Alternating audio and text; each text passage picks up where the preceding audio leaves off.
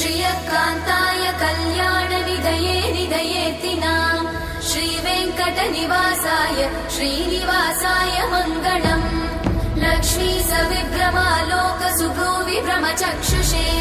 चक्षुषे सर्वलोकानां वेङ्कटेशाय मङ्गलम् श्रीवेङ्कटाद्रिशृङ्गाग्रमङ्गलाभरणाङ्गये मङ्गलानां निवासाय श्रीनिवासाय मङ्गलम् सर्वावयव सौन्दर्य सम्पदा सर्वचेतसां